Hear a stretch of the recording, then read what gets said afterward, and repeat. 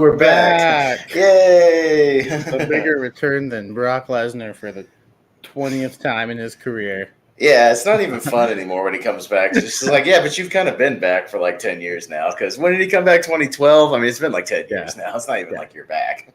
All right. Oh, you showed up again. Cool. But yes, we are back after, geez, I don't even know how long. Too long. Long.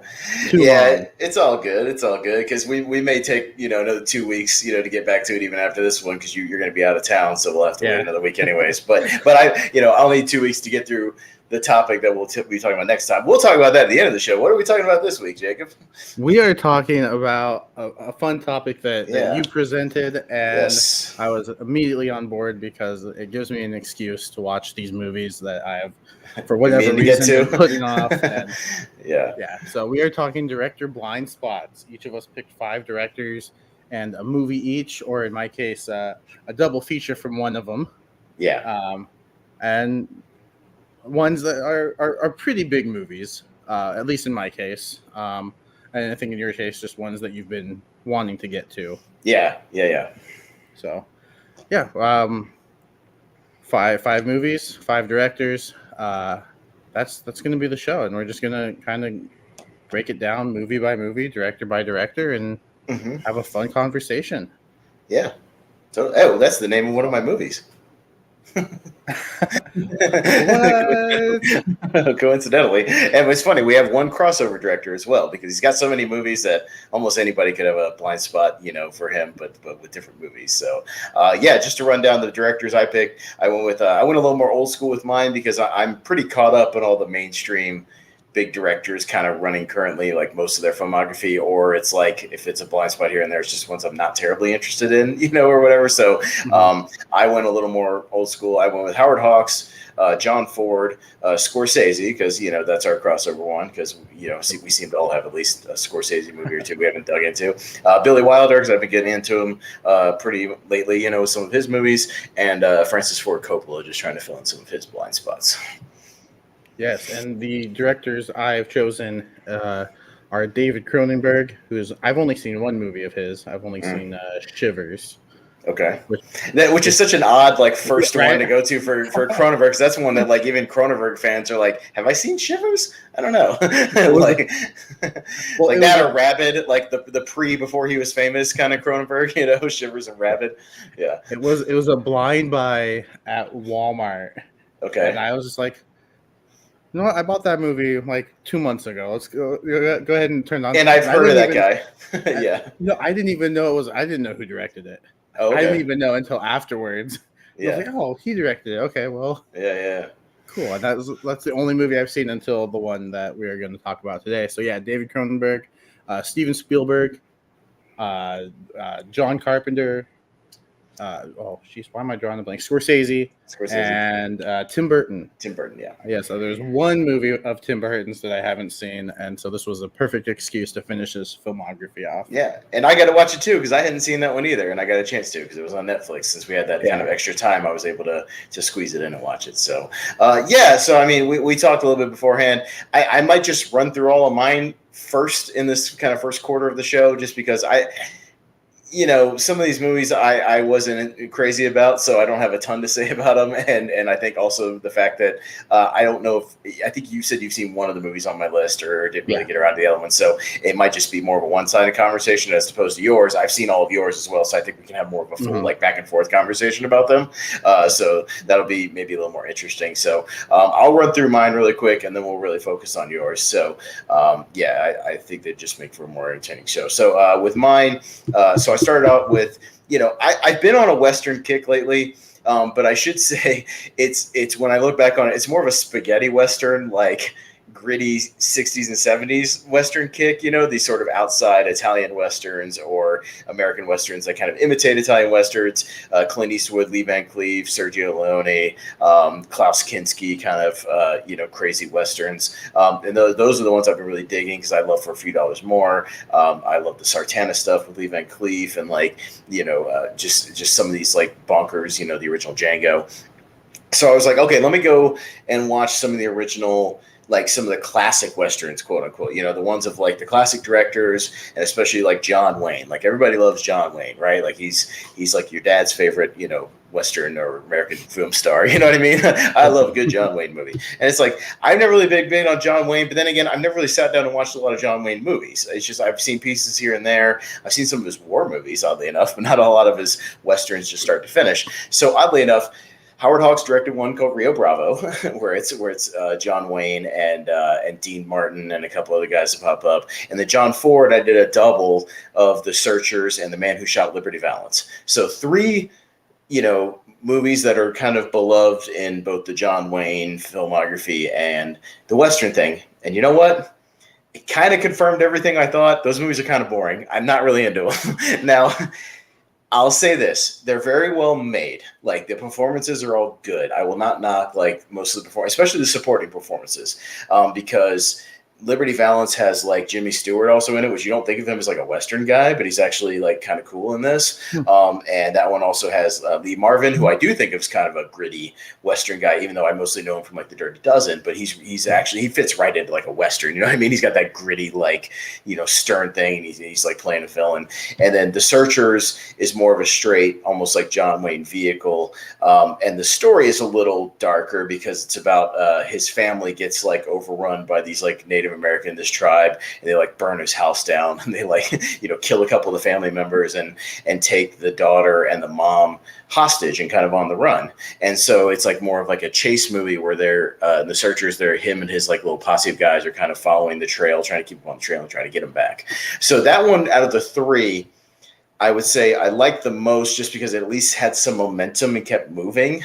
Like the story, there was something there. Rio Bravo is more about like, most of it just takes place in this town, and it's like John Wayne's got this one guy in jail who's like the head of this gang, and then they're all kind of like, then these guys eventually come to try to break him out. But boy, does it take forever for anything to happen in that movie. And I'm sorry, it's just a lot of like the stuff you think about where it's John Wayne sitting with somebody in a bar just being like, well, I don't know if I can do this one, Pilgrim, you know. And it's just, and any of the shootouts or the fights are like really tame. The one thing I like about these spaghetti westerns is there's like blood, there's like violence, there feels like, you know, anything could happen. Like there's wild stuff, you know, there's people flying all over the place, like there's hardcore fights, and there's just like violence. Like, and to this one, it just feels like a PG movie, and I know that some people like that, but like I want an edge to my westerns. Like I just feel like I've watched 3 of these big ones, and some of them just kind of move at a snail's pace, man. Like there's no editing style stuff. They barely use any music. Like one of the things I like about the Sergio Leone stuff, and I don't know, have you seen any of the Sergio Leone like westerns? Like any of those, Good, Bad, and the Ugly, I've seen that $1. Yeah, so I've usually seen like one of them, like what kind of the most probably iconic one, right? Even though it's not my personal favorite of the trilogy, like you've seen the most, but you know, all the music throughout that movie, da, da, da, da, da, you know, and they're constantly hitting those little notes throughout the movie, and like the editing of like the close-ups, like you know, like they're jumping all over the place, like they're doing cool, you know, Mexican standoffs. They're like they're shooting people, like it's fun. And this one, it's just a lot of talking. It's a lot of conversations, and it's a lot of just sitting there, just like explaining things instead of stuff like happening and moving the plot. Like I said, The Searchers is probably the one that most moves, but like it's literally just because they're on horses moving the whole time. It's not necessarily because there's like a lot of stuff happening.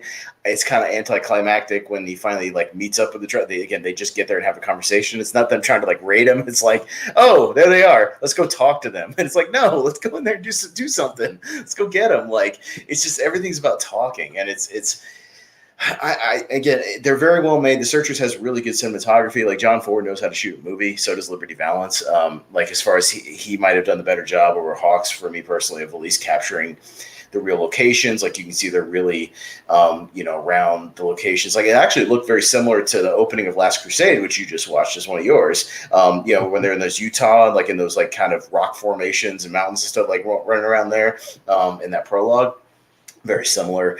But yeah, it was like, to me, the John Wayne stuff just feels tame compared to these other ones. And maybe it's because I've put those so high that it's like I watch anything that just doesn't do stuff like that, and it's just not for me. So like these are dad Westerns, and I'm not a dad. So I'm old enough to be a dad, but I'm not a dad. So, and maybe it's just that I haven't settled into that yet, but I'm not going to go as far as to be like, oh, John Wayne's like overrated or anything like that. It's just these movies are a certain style that's just, again, not for me. I don't think these movies are for me, and I'm going to continue to gravitate towards the grittier, harder stuff. Yeah. Mm-hmm. Yeah, I've seen one John Wayne movie. I've seen the original True Grit, and I think I prefer the remake. Yeah, I prefer the remake too. I've seen both of those. Yeah, that one's just kind of goofy. Like John Wayne's playing off character, but I don't think he does a particularly great job in that. He's very silly. As opposed to like Jeff Bridges is really playing into his strengths in that one. You know, just playing this kind of like down and out, almost like a loser. Like he kind of is in The Big Lebowski as well, just in a Western setting. I like that Coen brother. That's probably one of my favorite Coen brothers movies. Actually, is I like that True Grit remake a lot. It's really good. It's really really good. But again, that one has an edge to it. Like there's stakes, there's things that happen. Like that movie moves. Like it just, that one's much better. So, I can't say I really recommend them. But again, not for me. I got excited because Rio Bravo is like one of Tarantino's favorite movies. He speaks highly of it, but like he's seeing something and I'm not seeing there. So I don't know what it is. Maybe it's just some of the performances or something, or maybe he's taken bits of those characters and put them in his characters, and that's all well and good. But I wasn't really into it. So that kind of I'm broad covering my first three, but it's just because I sort of lumped them all in together because it's like all these epic John Wayne Westerns, you know, like it just happened to be from two different directors. So, but hey, I've knocked them off my list. I've seen them now. I don't really have to go back to them. I own them on Blu-ray now, so they'll be sitting over there. But but that's just me because I buy everything. You know me, I bought. I mean, I think most of them were like I had The Searchers as part of like a 3-pack Western that was like $10. It was like that and How the West Was Won and The Wild Bunch or something. So like that had some, and I like The Wild Bunch, so I'll pop up that disc again to put that one in. But yeah, the Liberty Valance and Rio Bravo might be collecting dust for a little while, so we'll see what happens. Then, like I said, I'm just going to run through my other two or three because there some of them are these, and all three of these were good. I'm positive on all three of these. It's just I don't think any of them are I'm not gonna go back to a lot of them anytime soon, but I liked all these. So for my Scorsese pick, I went with one I've been meaning to get around to, and it's The Last Temptation of Christ. So it's basically Scorsese doing kind of a story based on this guy named like Nico Kazantzakis or something, who wrote a book about if Jesus had been more like like if he had contemplated more of that stuff about him being both human and a god, like both being God and human, like the duality of like the struggle with that, of like the temptations that he faces in human, or like the struggle of like dealing with that, or like wanting to really follow that path, and he really digs into that. So that's why it was a big controversy at the time, because in the movie he like has these things where he's having these temptations of like sleeping with women and these temptations of like not following like the path of like being the Messiah and the prophet and all that kind of stuff. And he even does almost like, and this is sort of spoiling the third act of the movie, but like it's not really like a spoiler because it's the story from the Bible that most people know, but it's more of a what if scenario, kind of like the Marvel thing. What if it's a what if thing where he's on the cross and he's hanging, and this like, and Satan in the form of this little girl says that she's his guardian angel that's been looking over the whole time, and kind of not tricks him, but like tempts him one last time. That's why it's called The Last Temptation, of like, you could get off that cross right now and save yourself. You've done enough in God's eyes, and go live a regular life as a guy with like a wife and kids and stuff, and lead like a normal life, as opposed to dying and being resurrected and being this Messiah. And like it shows a lot of that, like this extended vision thing of him like living out his life. And that was very controversial at the time, because people were like, you can't mess with the story of Jesus, like you can't do this, like you can't show him sleeping with his wife and making a baby and having children, like that's not in the Bible. It's like, that's the point. He's just exploring like a what if scenario, and he's exploring a different mythos. But that's what makes it kind of fascinating. And there's a couple of things like that throughout the movie where he's actually helping the Romans make crosses that people get crucified on at the beginning of the movie as a carpenter. So like that's kind of controversial, but he's not like, he does not invest in anything until he finally kind of like starts his biblical mission or whatever. But it's really fascinating. And Willem Dafoe, if you're a Willem Dafoe fan, like you have to watch this movie. Like he's great. He's excellent. And he's not playing a villain. So like it's something different. He's literally playing Jesus. It's about the biggest baby face you can get, for the most part. But he does sort of, again, those different things, and it's a really nice performance. Harvey Keitel is Judas in it. He's really good. Really good cast. It's got David Bowie shows up as Pontius Pilate, which I thought was inspired casting. So he only has like 2 scenes, but he's good too. Really, really cool kind of character actors pop up throughout the movie. But it's shot really well, and it's worth a watch. Like, I'm not going to go back to it a lot, but it was a breezy watch. So, and for a long movie, for a 2 hour and 40-minute movie, I was positive on it. So I did end up liking it. Good stuff. Nice. So I'm glad I saw it. Sounds like one I'll get to eventually. Yeah. I don't know if it's streaming anywhere, and I don't. So. I think it was on Stars or something, but I bought the Criterion Blu-ray when it was half price on the Criterion sale, so I figured I'd get around to it at some point. Again, sometimes we design these shows to where I can bust out those Blu-rays. I've been sitting over there for a while, and like have an excuse to watch them, which is not always a bad thing. It's like, because we've had a few on here that we've ended up really liking, like as far as Blindspots, like What's Up Doc, like we both really loved, and like I'll go back to that a lot. So sometimes you can find those discoveries that you end up really liking. So I mean, there's always that. You just have to crack them open and watch them. So, So that was Last Temptation. Again, I would definitely put it in the upper half of like Scorsese's filmography for sure. Not as high as like Goodfellas or Casino or Wolf of Wall Street, or even your pick that you're going to talk about with Taxi Driver. But it's still positive. I liked it. Mm-hmm. So that was good. We can't talk about a movie I know you've seen. You didn't watch it specifically again for this one. You've seen The Apartment with Billy Wilder. Yeah. So we can talk a little bit about that. But it was a first time watch for me. I've been getting into Billy Wilder lately with Witness for the Prosecution and like Double Indemnity and some of those, Some Like It Hot, like things like that. So I wanted to dive a little more, and I know The Apartment is pretty beloved. And it was fun. Again, like is it one I'm going to go back to a lot? Probably not. Like I've gone back to those other ones before, but it was really enjoyable, and again felt like a subject that wasn't really getting touched around that time, around like 1960 or 61 when this movie came out. I mean, literally the premise is he's letting people fuck in his apartment. But they just don't ever say it. It's like, hey, we need to use your apartment, I've got a lady friend, but they never explicitly say like what they're doing. But not to be frank, that's what they're doing.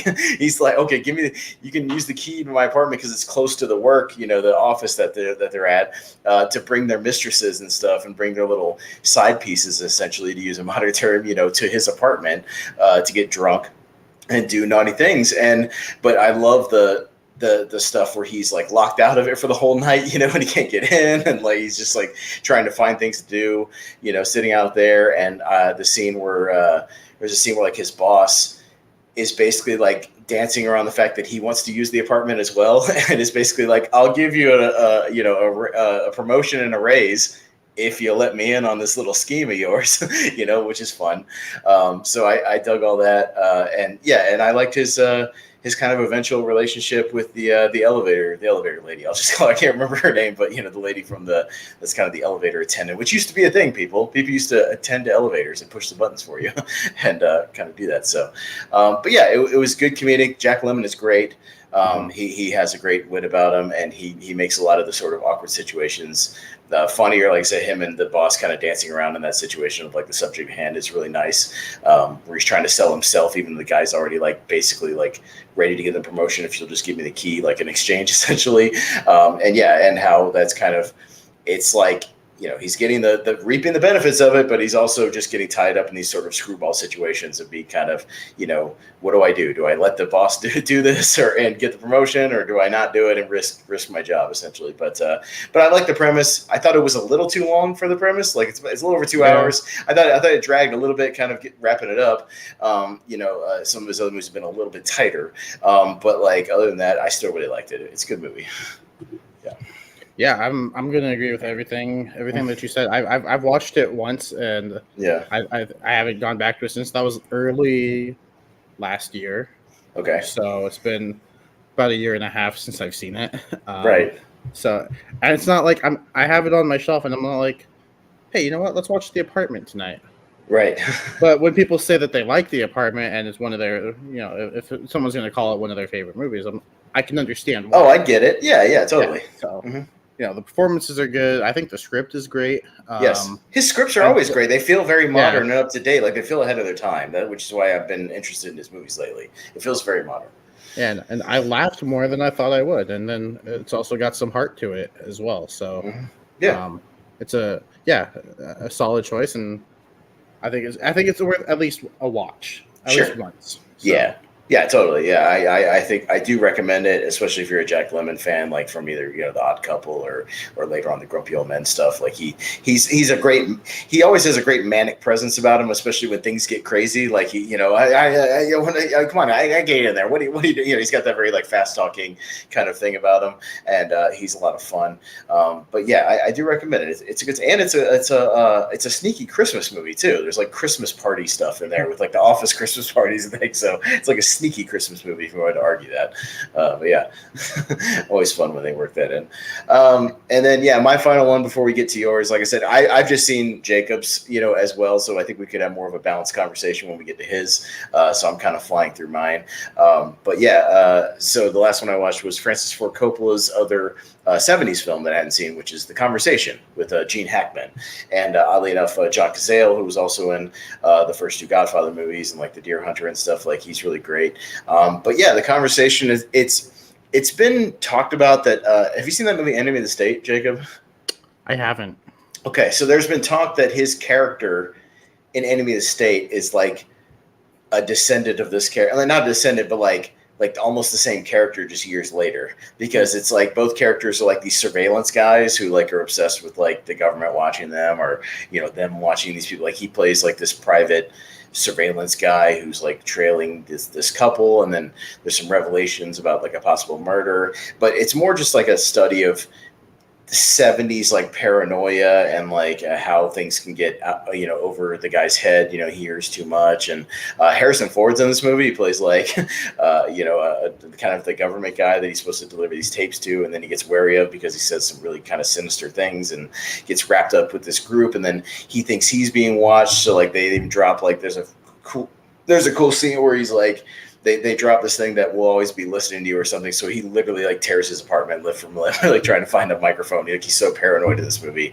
And I do like paranoia movies because it gets into that thing where he's getting so far in his head that he thinks he's being watched at all times. And he's, he doesn't know who to trust. And everywhere he goes, he thinks he's being followed. So it's good in that aspect. It's just, I think the story at the core was a little confusing. Like they kind of go on a lot of tangents away from the main sort of murder story, and then just get more into like Gene Hackman running around like paranoid, which again is fun, but I think it's not as tight of a movie as Coppola did in his other stuff in the 70s, like Godfather 1 and 2, like Apocalypse Now, like where there's a clear, running narrative. It gets a little lost in some of the things. Like I was kind of confused at some point as to like why we're with this character for a while. Some of these scenes linger too long. He goes to like a spy convention, not like a spy convention, it's like a surveillance convention, where like all these people are just exchanging tech, but it's just like a 30-minute commercial for all the 70s tech of the time, basically. Like there's not a whole lot of point to it other than maybe insinuating this one guy planted a device on him through a pen or something, but it just kind of goes on too long. So again, the performance is good. Hackman's great. Like if you want more Hackman, especially 70s Hackman, because he was really good. And it's funny, he's like around my age in this movie, but he looks 50. He's like, I don't know what it was in these old actors where like they just, a lot of these guys just, Gene Hackman's the same way. He looked 50 forever. I don't know what it is. He just always looked old. But yeah, he always looked mature. But it's, again, worth a one-time watch. It's kind of like The Apartment. I would recommend it for like a single watch. Mm-hmm. Probably not going to go back to it like I do with the Godfather movies and Apocalypse Now for sure. I've gone back to those movies multiple times. So again, it's all right, and it's worth a one-time watch. It's pretty good. All right. Yeah, I've got some recommendations. So I'll put those on the watch list and get to them eventually. Yeah. Keyword eventually. But yeah, no, I had a lot of fun with this because I think all of my movies that I chose are pretty big movies. Well, with the exception of one. It was just a reason to finish a filmography. So I decided before we went live that I want to do these in order from like my not necessarily ranking them because I can't quite like rank them. Yeah, because like there's like 3 movies that could all be like tied for that top spot and like in terms of enjoyment. But like as of now, like this is just my level. The level of enjoyment I had is like, or maybe the likelihood of you going back to it in the immediate future, maybe versus like the least likelihood of you going back to it, maybe more like that, like ones that intrigued you the most, where you'll go back and like check them out again, like in the next year or two or something. Yeah, totally. Yeah. So the first one I want to talk about might surprise you. Okay, it's Taxi Driver. Okay. To be fair, I'm not as high on Taxi Driver as a lot of other people are either. I think it's good. I don't know if I'm quite at the level where I think it's amazing. Like some people have this movie in like their top of all time, and I just saw it for the first time maybe like 5 years ago, and I've seen it once or twice since then. But like, I think it's good, and I see where a lot of other movies get their influence and stuff from it, and there's certain things I love about it, but like I'm not quite to where I have it as like one of the greatest movies of all time for me personally. So I can almost understand where you're kind of starting from. Yeah.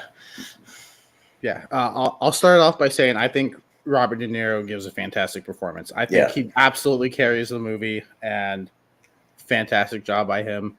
But I think the supporting characters around him just didn't like hit as hard as he did for me. Like Sybil Shepherd, like I didn't like the two of them together at all. I don't think they have any chemistry in that movie, like at all. And I think I don't even know if you call it their romance. I don't think their connection, like there's no chemistry there. I don't think, and I don't understand why she goes out with him the one time, but I think as soon as he takes you to a porn theater for your first date, it's like, this should be over right there. Right. You know, and he doesn't understand like what the problem is. I'm like, that's red flag.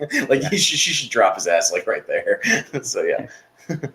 Yeah. So I didn't like that. The Jodie Foster character, like I'm not sure how I feel about that at the moment, because she's only like, it's uncomfortable. And she's like, it's not even where like nowadays you could get a 19, 20-year-old to play a 16, 17-year-old. She's like 14 or 15 playing a 12, 13-year-old girl. I didn't like it at all. It's just uncomfortable. It's uncomfortable to watch her like being a prostitute at 12 or whatever. And it's to me, it's not so much her thing. It's like when is it Harvey Keitel at the end who's like the pimp? Like and when he's like, oh, it's like the tightest you'll, and it's just really uncomfortable. You know what I mean? Like that's really uncomfortable to watch. You feel like really gross. like by the time you get to that part in the movie, I just think that part's like unnecessary. Like I already get that he's a pimp selling out like a child. Like I don't need to know any more than that. That makes him despicable. I'm fine with him getting killed or whatever, getting shot at the end. Like, oh, that's fine. But yeah, like the actual scenes are just really scummy. And like I get that that's supposed to be like that, but I still don't really want to watch it. Yeah. No. I'll be honest. I started falling asleep at moments. Okay, I can get it. I was off for a couple minutes, and I woke up, and he was like doing. It was the scene with the guns where he was making the thing that he can like get it out of his sleeve and then shoot, and which I once I saw that, I liked that scene. That was probably my favorite sequence in the whole movie. I just seeing him do that. But yeah, I don't see myself going back to this very often. I mean, it's worth a watch for De Niro's performance because I think he does deliver. But other than that, like, one thing I go back to it for. I like 70s New York movies because showing like that time capsule of New York and how kind of like crazy it was as far as like how kind of scummy it was and like how much of a cesspool it was, honestly, and just the dirty vibes of New York. I do like 70s and like early 80s New York movies, like the original Maniac and like Death Wish. Like there's a couple movies that take place in like that time of New York, and it's just more of like a fascinating timepiece to see like the background stuff and see what's on the streets and all the weird stuff going on. Like I do like that, and it's a fun exploration of a time. Obviously, I never got to see. First time I went to New York was 2006 after the Giuliani kind of cleanup, and sort of after everything was kind of very like tourist friendly and stuff. And I do like his monologues when he's driving around about like there's the rain needs to come and wash all the scum in the streets, and like all that stuff, like all the things where he's monologuing to himself about like wanting to do something about it. Like I thought all that stuff was great, and there's some really good stuff. But yeah, I think the stuff with Sybil Shepherd kind of drags, and there's stuff that drags in the movie. But yeah, it's not a bad movie. You almost feel pressure with this movie, Jacob, to like. You almost feel like you have to love it because of the reputation, and it's like a movie that's studied all the time, but like I don't love it on that level. Again, I respect it. It's almost like the Beatles. I respect the Beatles. I don't really love the Beatles. You know, I respect the filmmaking, I respect the writing, I respect the performances going on, but it's not one of my favorites. You know, like not really a movie I'm gonna love like right off the bat. So I get why people do though, or people go back to it.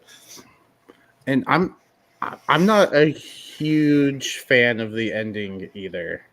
If they had ended it the scene previously where they do that, like kind of just they're panning out from, if they would have ended it there, and you can kind of end it on a, like we're left wondering what happens next. Like, did he survive? Did Iris escape? Like, because like, and that and the score, like I thought that was a great scene. That would have been a fun way to end it. Yeah. Like, well, not a fun way, but a good way to end it. Hey, movies that should have ended one or two scenes before they do.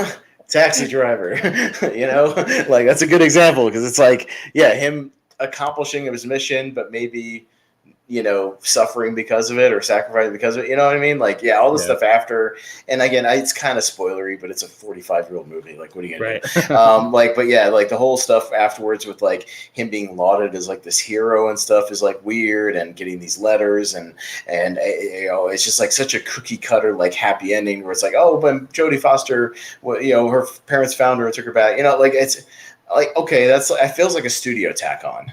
You know, that feels like a studio mandate of like, you can't end with him just like getting shot and like having this thing and then like sitting in the apartment. You know, it's too much of a downer. But it's like, to me, that's the perfect ending.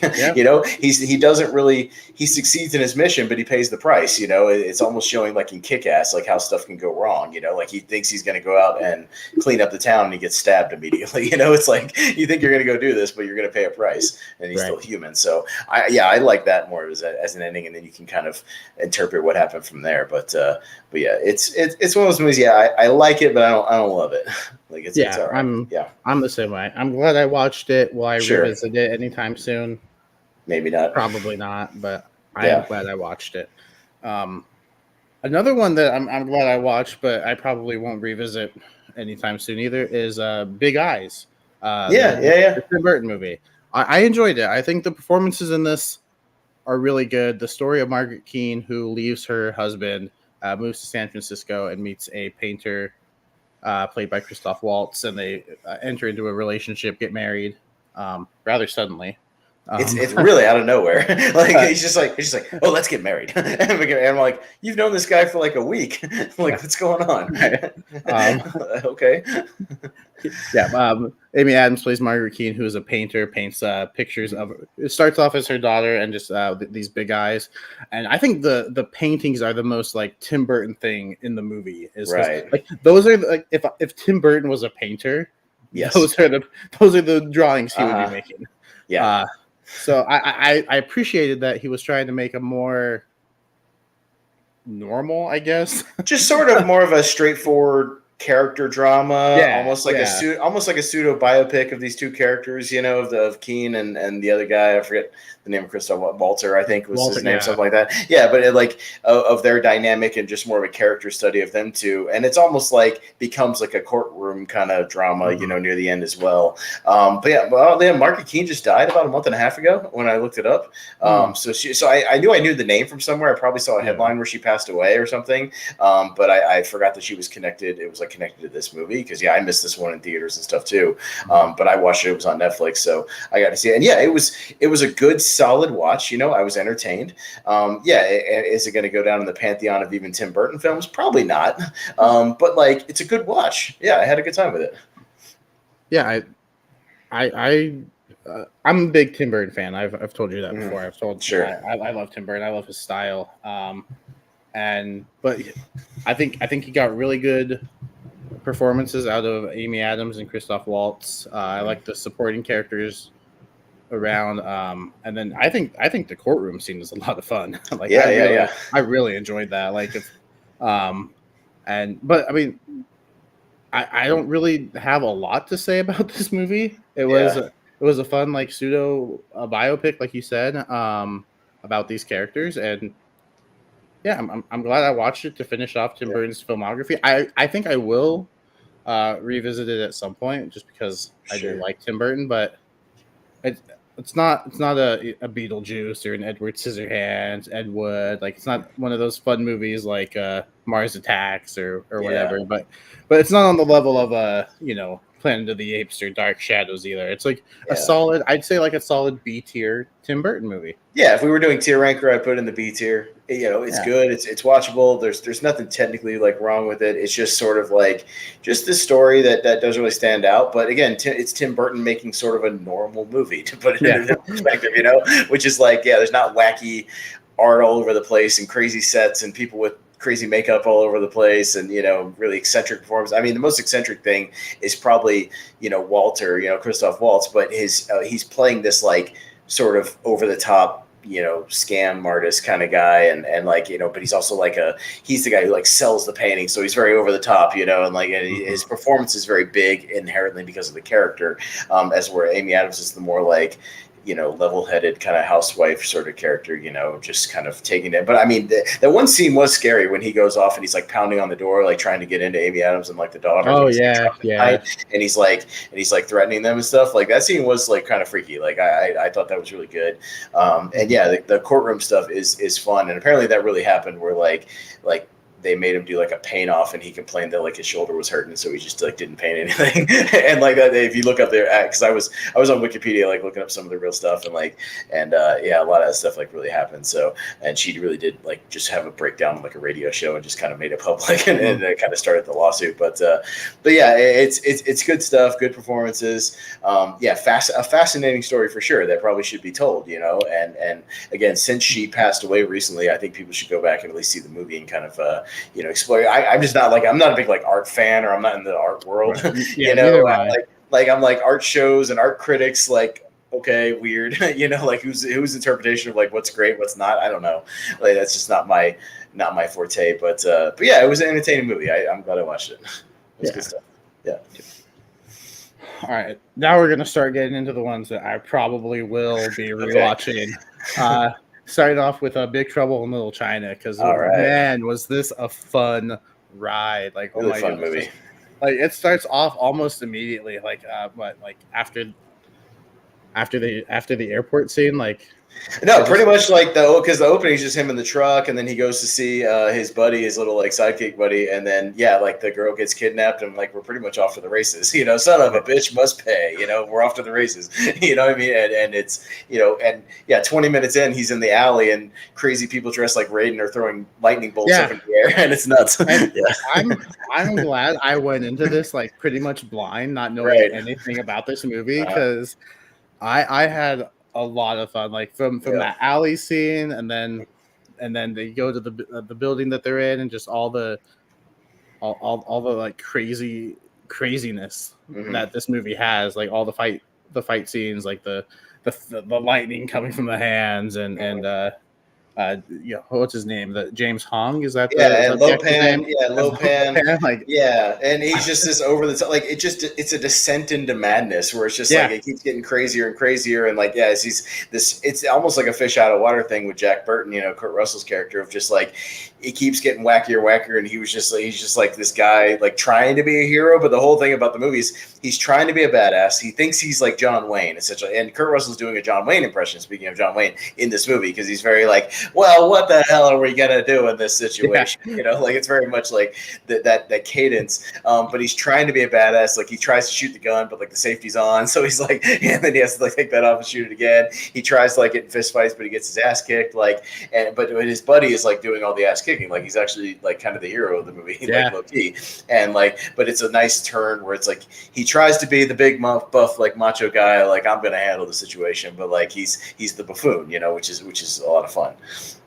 Yeah, he's such a fun character. I was not expecting to have this much fun with this movie. I think John Carpenter did a fantastic job with this. I'm gonna revisit this. Yeah, very very very often. I actually started it. I was dog sitting, and I started it, and then I had to leave. The people had gotten home, so like, all right, I'll go. And I was going to restart it. I wasn't going to restart it. I was just going to pick it up from where I think it was about halfway through. Right. And I was like, No, I'll just rewatch the whole thing. Like, I'll just start from the beginning. Sure, why not? I can watch the first half of this movie again. Not a problem. What's his name? Wang. Mm-hmm. Yeah. Such a cool character. Like that scene when they're at the at their building, and they break through the door, and Jack Burton leaves to like go get something or whatever, and by the time he comes back, like they're all down. Oh sure. It's like, yeah. Oh, God damn it. Like it was a lot of fun. And is there a sequel to this, or was there going to be a sequel? No, I think he tried to, but the problem is this movie bombed in the theaters like really bad, and I think it came out the same weekend as something else, so like people didn't know what it was. But this movie was definitely one of those like it bombed in theaters, and it was a shame because Carpenter himself has said it's probably like his favorite movie he's ever made, like his passion project, and like him and Kurt Russell obviously have worked a lot together, and they have a great relationship. So he's glad it's like found a cult following over the years, because it's definitely found like this cult, niche and like and found its audience. But yeah, much like The Thing, it kind of bombed in the theaters, and really. He was really disappointed by that, having both that and The Thing bomb. But obviously, both those movies found an audience later. But yeah, it was disappointing because that happens a lot in Carpenter's things. Like even Halloween didn't get a lot of traction until Roger Ebert like really started praising it and getting the word out there. Like a lot of his movies are not big out of the gate commercial successes, even though they're really good movies. And a lot of people just didn't know what this movie was. If you watch the trailer, it's really like hard to pin down what this movie is. You're like, is it a comedy? Is it like a martial arts movie? Is it like a sci-fi movie? It's kind of a little bit yes. yes. Yeah, the answer is yes to all this. It's like a buddy movie. It's like it's all of the above. So yeah, it's hard to pin down like what genre this is. It's just kind of a wacky fun adventure movie, that kind of rolls all that into one. Yeah. It's interesting seeing Kim Cattrall in like 1986, like way pre, Sex and the City. It's kind of Lee. Like she doesn't have a lot to do in that movie, but like she's hanging around.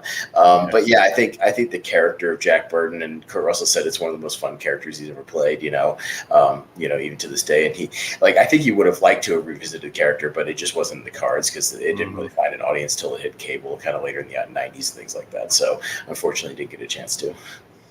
I would love to see what Jack Burton is up to now. Yeah, that'd be fun. Is he still like driving an 18-wheeler, around the Pork Chop Express, driving around and delivering stuff and hanging around, Chinatown. Yeah. I mean, it'd be fun, but even if it's just a short film, it doesn't have to be a full-length film. Just give us a short film of what Jack Burton's up to. Yeah, sure. Yeah, and you can tell the effects are 80s effects. Yeah, but even now, like I think they work. Yeah, like they work for the movie that was being made. Like I'm down with the cheesy effects. Even like if that movie was made today using those effects, like I would still have as much enjoyment. Well, it adds a charm to it. It's all practical. It's silly stuff, like there's some crazy, wacky things when Lopan's about to blow up and he's just like big and huge, like it's puffed out and steam coming out of his head. Like there's all kinds of crazy stuff, but it all works because the movie is wacky. So like you can have wacky effects, and I'm fine with that, especially when you're just along for the ride like that, just seeing what happens, what's going to happen next. So yeah, it's a good time, man. If you haven't seen Big Trouble in Little China, I can't recommend enough. It's a fun time. It was so much fun. Mm-hmm. Yeah, I need to. There's a few more Carpenters that I need to get to. So I think he did Escape from New York and Escape from LA, right? Yes. So I get to those. Yeah, I Escape from New York is good. Escape from LA, I'm not. It's bad, but it's kind of really fun, wacky bad. It's not boring. I'll say that. It's crazy because it's basically the same premise as New York, just in the LA thing. And there's a lot of fun character actors and people that like pop up throughout the movie. It just has some really silly, wacky scenes. But like it's a good double if you get a chance to. But yeah, like the Snake Plissken character himself that Kurt Russell plays is a lot of fun. He's good. So yeah, I mean, I would definitely recommend at least watching him at some point. Yeah, for sure. Yeah, and I go back and forth with these final two picks. Like which ones did I have more fun with? I think as of right now, I think the next one is the double feature of Indiana Jones, the Temple of Doom and the Last Crusade. Again, I had a lot of fun with these. This was a very fun double feature, a very different double feature too. Like these two are they're actually really different movies. I think Temple of Doom at moments kind of leans into like some horror-esque elements, especially like down in the temple. Like there's some scary moments, like when they're being dropped in the fire, and Indiana being possessed. I think those moments are really good. But just overall, like I think the story is really good. It's another fun adventure. Like Indiana Jones, like I could see myself doing a mini indie marathon of these three movies. Dude, I used to do that as a kid all the time. Yeah. I had the 3-movie VHS, and like I went on a Saturday afternoon, I just pop them in one after another. You know what I mean? Because you could just pop them in, play with your Legos, and just watch these 3 movies. Just have a good time. Like they're easy watches. Yeah, totally. Yeah, I love the character of Short Round. Oh my goodness, he is great. I can never pronounce his name, so I'm not even gonna. It's Ki-Hai Kwan, I believe is how you pronounce it. But he, people are. He just came back into acting after a long hiatus with Everything Everywhere All at Once, because he's in that movie. Which he is the standout in that movie. Yeah, no, he's great.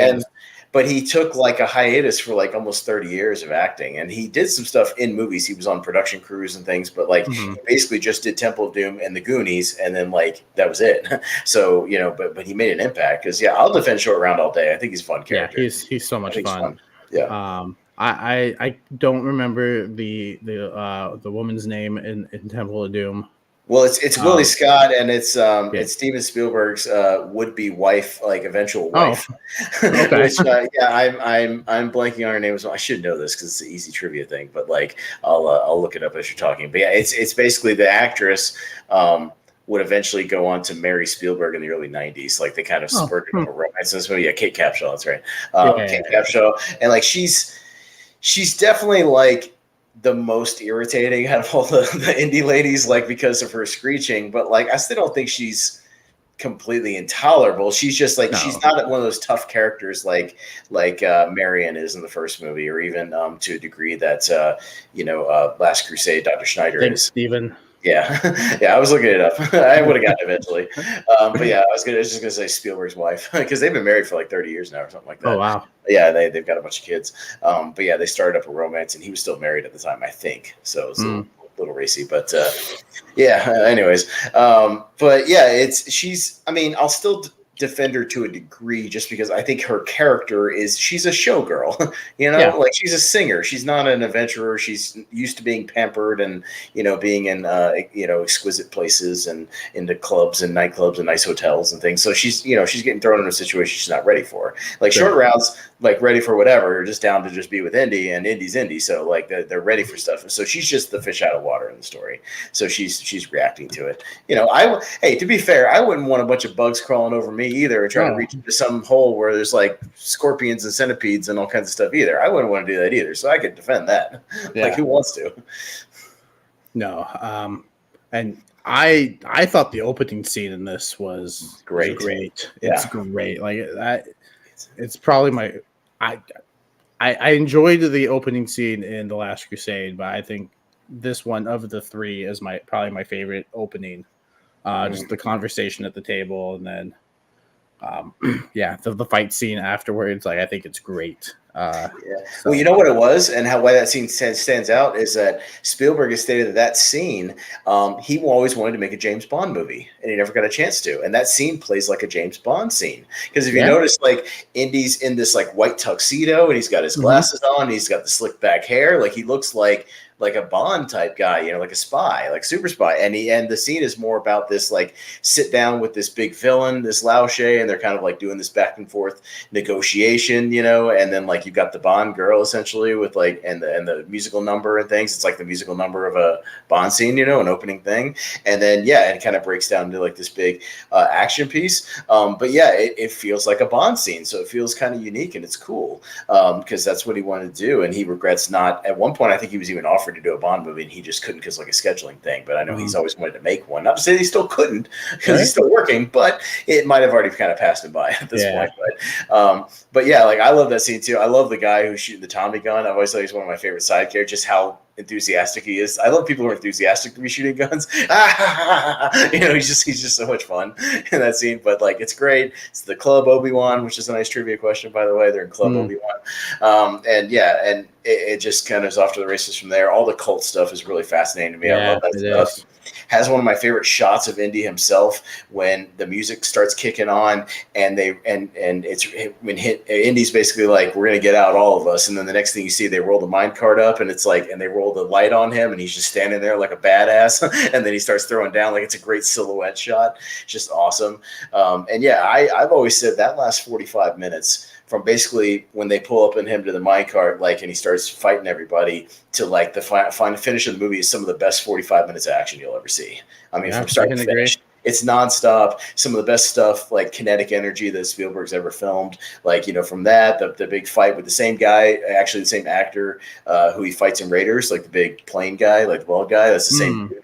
There was this planned thing where he was supposed to have a fight with him in all 3 movies, and Last Crusade, it got cut, unfortunately, with that stuntman. I'm forgetting his name, but basically he's the big bald guy in Raiders that he fights, and then it's the same dude, just in like a turban and a beard, this thing, because he's a big giant guy. But that fight's great. The minecart stuff is great. I love the stuff on the bridge. Like, that bridge stuff is awesome. The standoff on the bridge, like, all that stuff is great. Like, I think that movie just rolls, and it's really entertaining. Like, really. I have all 3 of those movies in my top 128. So, I love all those movies because I grew up with them. But yeah, I'll defend Temple of Doom all day. One of the best. If we had done on Rank 'em the prequels thing that I voted for, I'd vote Temple of Doom as one of the best prequels of all time, because it is. So yeah. So the porn bots have arrived. That's how you know you're doing a good show. That's right. Yeah. What are you gonna do? And then the Last Crusade. I like the opening scene. I know, Steven. I know there's 4 Indiana Jones movies. Talking as if there's not, so stop. I know. The Indiana Jones is a trilogy. Stop.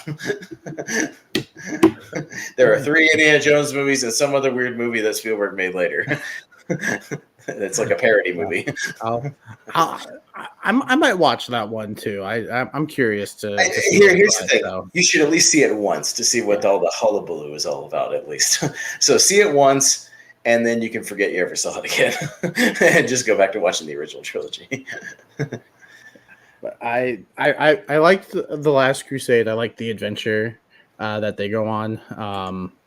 Kind of leaning back into that. It wasn't as much horror in this one. It was much more action adventure, and it was a lot of fun. I think Sean Connery and Harrison Ford so great were incredible together. I really bought the father-son relationship between them, and it's a real father-son relationship. Like there are father sons out there, like fathers who are just so invested in their work, and then the sons kind of, what's the word I'm looking for? They're resentful. Well, yeah, there's that resentment, but one of the funniest scenes to me, one of the best pieces of dialogue, is when they're on the blimp later, right? And he goes like, "Well, there's so much stuff I wanted to say to you, and so much I wanted to talk to you about, and you were never there." And he goes, "All right, well, I'm here now. What do you want to talk about?" And he's like, like, I can't think of anything right now. He goes, "What are you complaining about? Let's get to work." It's just like, it's that was funny. It's a summation of like their dynamic and their relationship. You know what I mean? Because it's just like, I get where he's coming from, what he's trying to say, but it's like, how do you sum up a lifetime's worth of things you wanted to say in 5 minutes? You're just not going to. And Connery's just like, "Well, dude, we're on this mission right now. Like, we'll talk later." And of course, he's resentful when he thinks Indy has died, when the tank goes off the cliff, and he's just like, "Oh, I lost him. I just wasn't ready, Mark." And he comes back, and even then he's just like, "All right, well done. Let's get back to work." It's great. It's so good. Yeah, he is great in this movie. He's funny in this movie. Yeah. Dude, when he's like looking at his watch and shit when they're in the motorcycle chase, and like he's just unimpressed, like Indy's fending off all these guys, he's blowing up, and he's just staring at him, and he kind of checks his watch, he's like checking his papers, like he's just just completely checked out. It's great. Like they're just those little moments. Yeah, no, they were very like 10 years older. Yeah, it's when you actually look up the ages, it's crazy. But I think it works perfectly well. Like they age them up enough. Yeah. And then I don't know why I forget the women's names in these movies, but she's really good. Her name is Alison Doody. I'm just kidding. I don't want to make fun of her, but yeah, Alison Doody as Dr. Schneider, and yeah, she's a fun character because she's like this kind of double agent, but like she doesn't really want to be, but she's kind of in a tough position, but like she is kind of, not a good person because she's still aligning herself with Nazis, obviously. Right. But you can tell she genuinely kind of, she doesn't want to be like a bad person. She's just kind of stuck in there, but she's just selfish. She's in for her own reasons. So, but yeah, she's definitely an improvement from Capshaw. You know what I mean? I think she holds her own. I like the dynamic she brings to it as far as not being a baby face essentially the whole movie. She turns heel. She turns heel halfway through the movie, and then she kind of tries to turn baby face back in the end to use wrestling terms, but like she doesn't quite. But yeah, it's a lot of fun. I do like the stuff where she's whispering to Indy when they're tied up in the chairs. Like I really enjoyed it or whatever. And you see the Connery, you see the James Bond come out of Connery a little bit where he's like, yes, it was rather wonderful. It's really great. Like I love that stuff. Just all those little moments, man. This movie's my favorite out of those three. Like I love this movie so much. Yeah, I'd still have Raiders at number one just because I've seen it more. Sure, no, I get it. But of these two, I did enjoy The Last Crusade more. I think it's a more fun movie, and I think the dynamic between Harrison Ford and Sean Connery is just amazing. I don't know if they did more together other than this, but if they did, I will be seeking it out because I don't think they ever cross paths again because 14, 15 years after this, Connery retires after League of Extraordinary Gentlemen, and I can't think of it. I don't think Harrison Ford ever worked with him again. So yeah, the biggest thing he did after that was like The Rock. But yeah, but that was Nick Cage. So I don't think so. But yeah, it's enough there, and that's the reason I go back to it a lot. Is I think is their dynamic is what's so fun and keeps you coming back. All the little moments where he's just like, I'll never forgive myself, and then he thinks he's talking about him, and he's like, the thing, it's fake, like that's what he's talking about. It's like their dynamic is so much fun, but it's genuinely earned when he calls him Indiana at the end, like when he's trying to pull him out of the thing, Indiana, and let it go, and the perfect ending to the trilogy of them riding off into the sunset. You know what I mean? Like it's such a perfect ending. They I'll lead the way, and they go da da da da. Like what a great ending. Just them riding off to another adventure. Like we didn't need the other movie, but it is what it is. We have it. It's there. But I'll always kind of consider it like almost like a perfect trilogy. Like I love those. Yeah, movies. These were great. Yeah, and I will be revisiting them.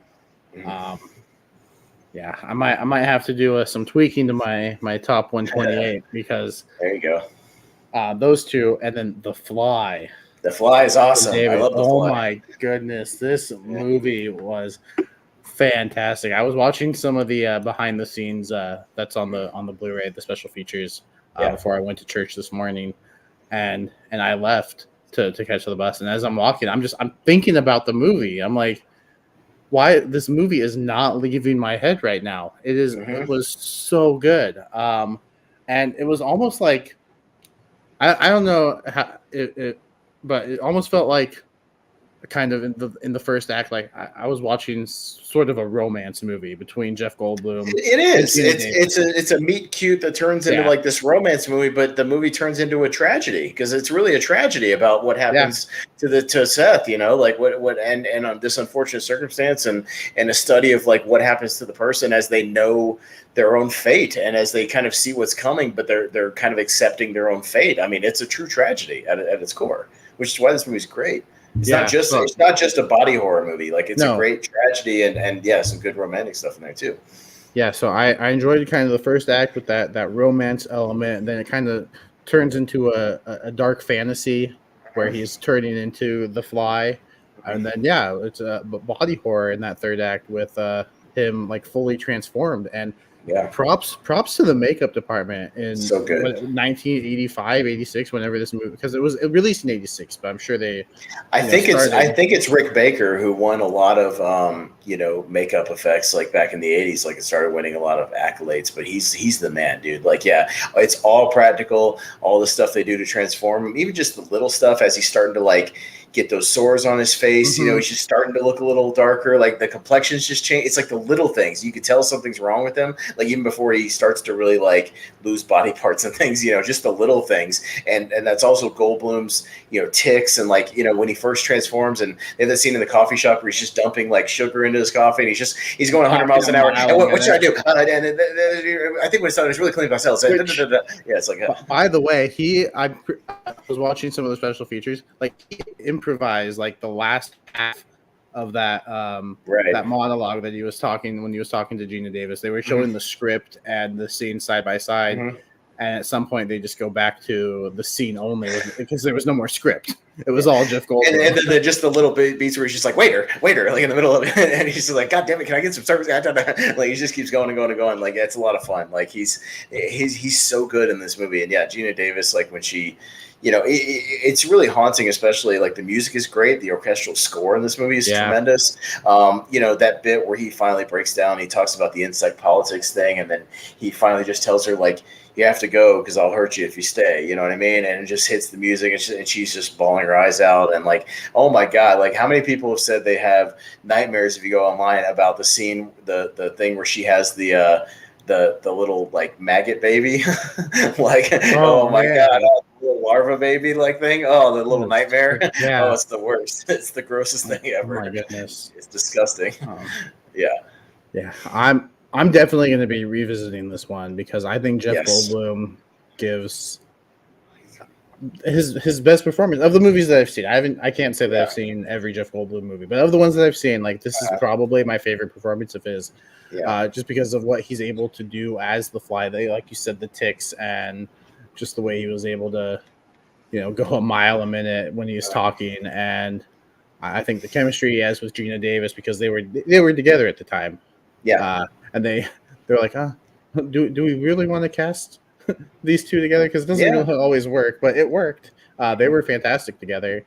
I like the sort of, I'm not going to call it a love triangle because I don't think Gina Davis is interested in her, but there's a triangle there. John Getz is just the stalker ex, that keeps hanging around. Like there's that weird scene where he just is like in her apartment. Oh, I just felt scummy. I need to take a shower. Like it's weird. Yeah. It's like, what are you doing, bro? Like you're just hanging around, trying to hang on to something that's not there. But at the same time, he's a scumbag, but he kind of saves the day at the end. So you can't be too mad at him because if he hadn't showed up, it would have been a disaster, like he does kind of inadvertently save the day, like by showing up. But yeah, like again, a little bit of a spoiler for if you haven't seen The Fly, but I think most people have, but just in case. But like, I almost talked about it on that crying show we did, like on the podcast. So like the stuff where the thing, like she gets out of the pod and he merges with the pod and he crawls out like real slow and he's got like the pipes coming out of him and like the wires and stuff but he has just enough of that humanity to like grab the gun and point it at his own head to be like, it's done, dude. Like just finish me off. Like, please, I don't want to live like this. Like he doesn't say anything, obviously, but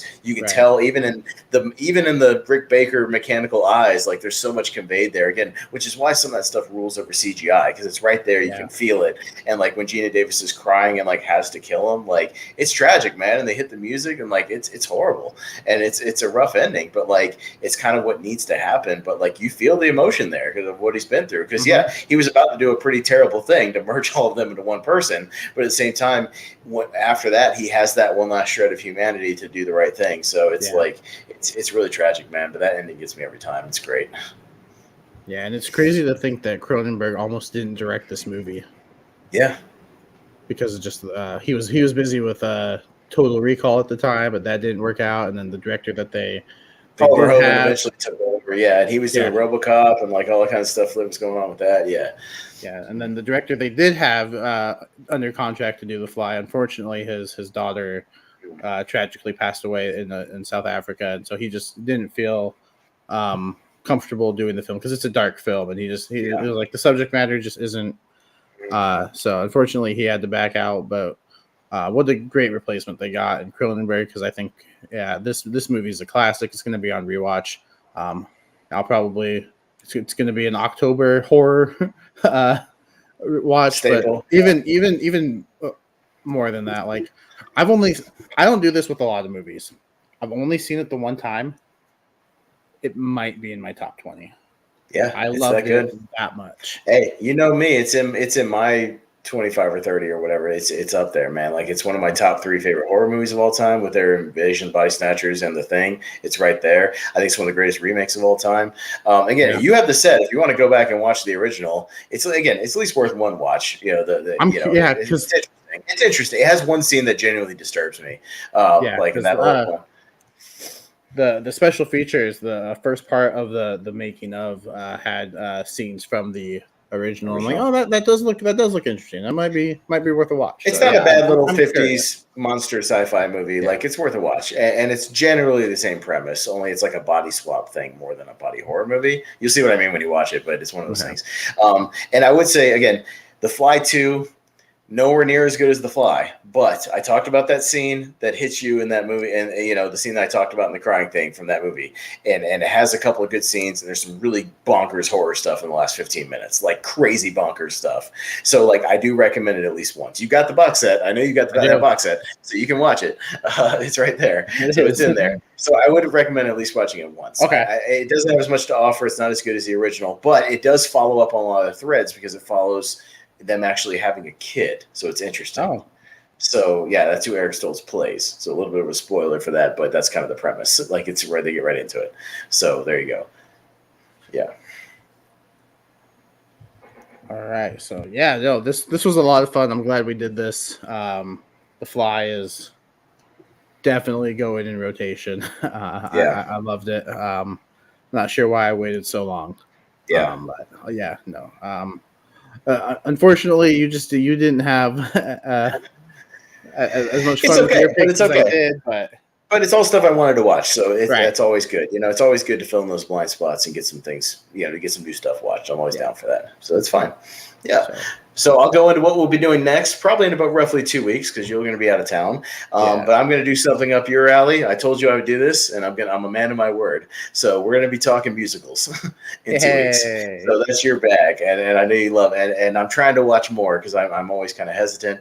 But what we're each going to do is either just pick a handful of movies that either we want to champion that we've seen, or maybe if you want to see some new ones for some first-time watches or whatever, or showcase just some of your favorites that don't get talked about enough, or just some of your favorites in general. So we're going to do. All mine are going to be first-time watches because I just want to see more stuff.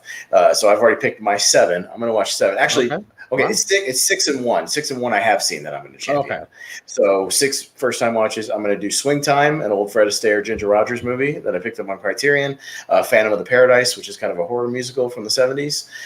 Xanadu, just because it's bonkers and I want to watch it. And I know of it, Olivia Newton-John.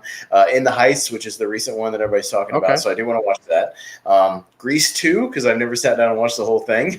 So neither have I. So Grease 2, just because there's a group out there that likes it more than the first one. So I'm fascinated to see if I see what they see. So I'm fascinated by it. So we'll see. All That Jazz, which is a Roy Scheider 70s kind of grimy musical, almost like an anti-musical, where he's like roped into a musical production or something where he doesn't want to do. So it's kind of an anti-musical.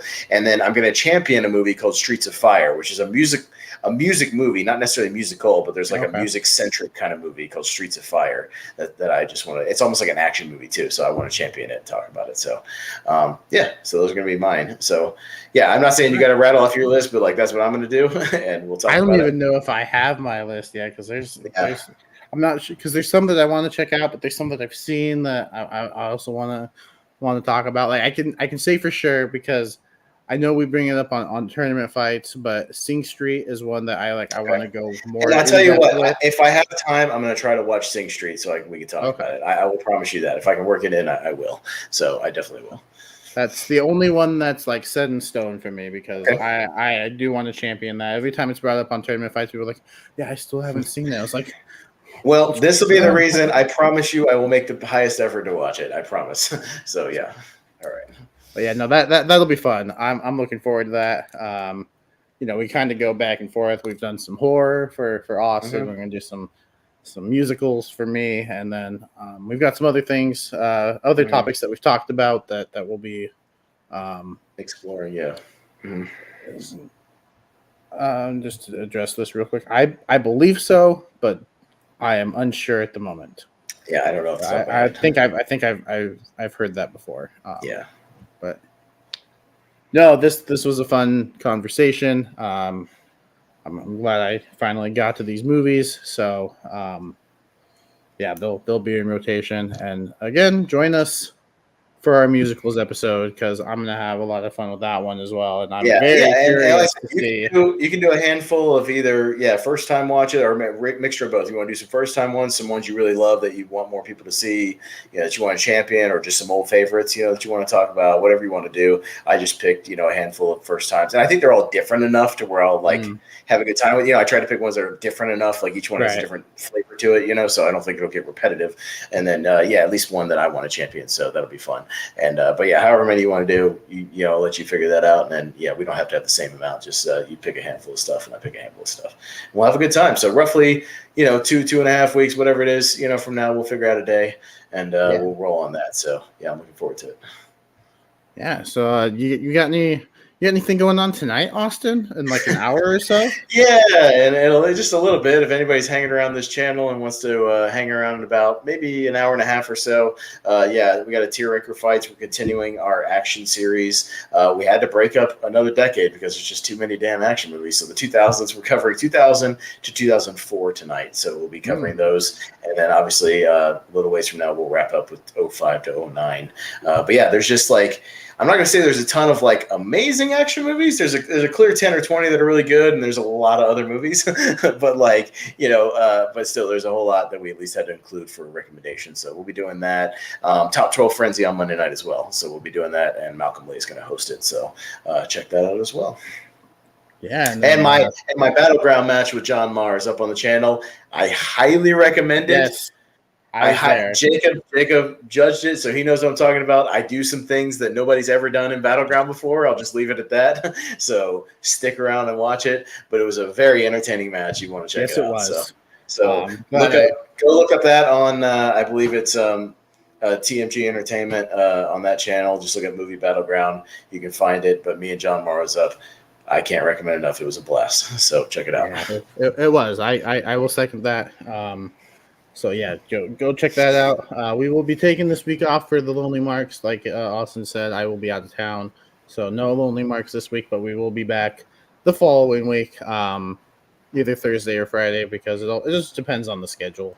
Sure. But it's usually a Thursday or Friday, and we'll be at because Richie requested it. Yeah, and Austin kind of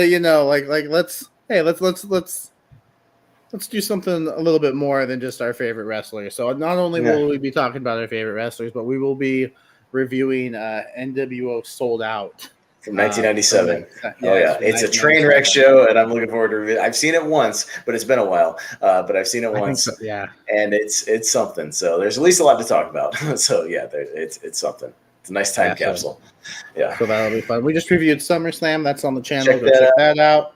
And I was just on Rankum last night talking Jack Black movies. So if you want to see what won out and what was ranked number one for Jack Black, go check it out. A notable omission, from the list that many people thought would definitely make it. So it's a fun time. Go check that out over on the Take 3 Productions channel, hosted by Malcolm Lay, a friend of the channel. Yes. So that was a lot of fun. And then our next episode in a couple weeks here will be the musicals episode. So and before we go, I would just Steven was watching. Be Kind Rewind was robbed. I agree. It was the first one I brought up, but it was shut down. That movie's okay, but I think people remember more of the things where they recreate the stuff more than the movie around it. But I mean, it's borderline for me. Maybe. Maybe. No, I wasn't trying to get it top 5. I was just trying to get it on the list. I know. I feel we've been on episodes where you can feel me on that, because there's ones I fought for and they just don't make it. You're passionate about, but it is what it is.